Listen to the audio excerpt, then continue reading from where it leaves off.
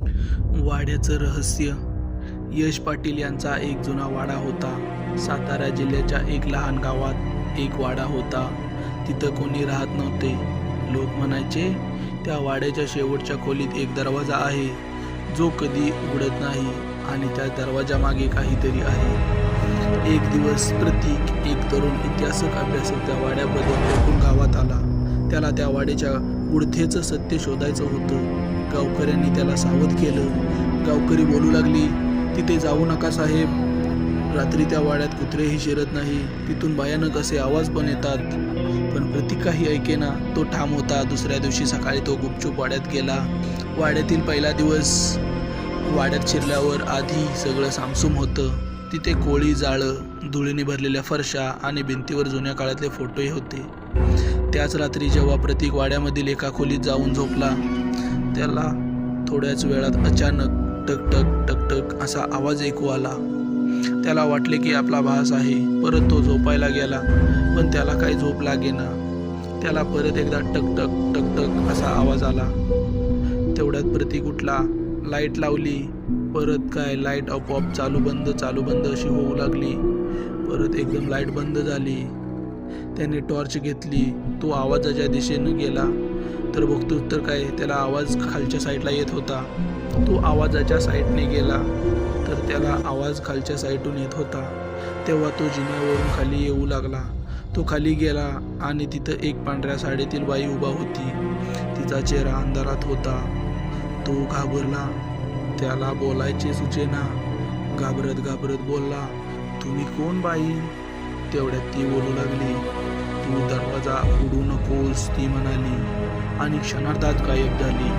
प्रतीकला खूप भीती वाटली. प्रतीकला काही सुचेना.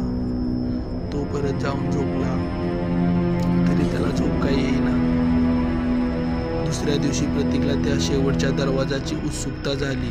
तो भेत वाड्याच्या मागच्या बाजूला गेला.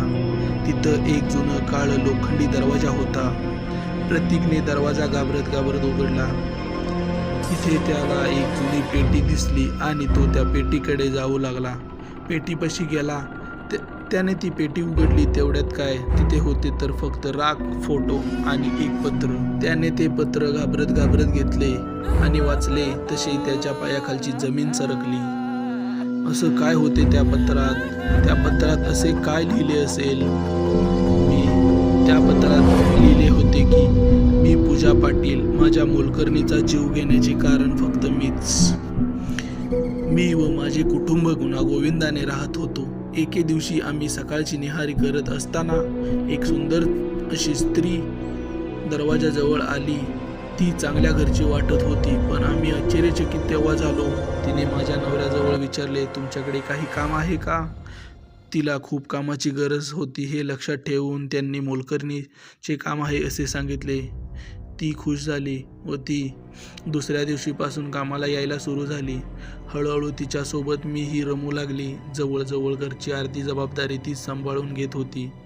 नंतर काही महिन्याने माझा नवरा तिच्याशी खूप जवळ झाला. मला त्याचे वागणे फारसे पटत नव्हते. शेवटी ज्याची भीती होती तेच घडले.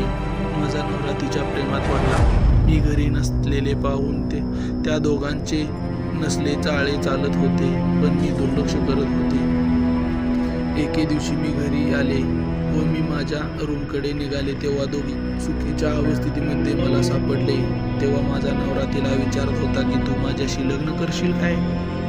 हे ऐकताच माझ्या पायाखालची जमीन सरकली. मला राग अनावर झाला.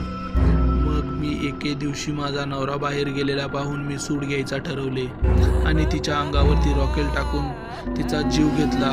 त्याचा आरोप माझ्या नवऱ्यावरती आला व त्याला अटक केले. काही दिवसांनी मला घरामध्ये वेगळी चाहूल लागू लागली. घरात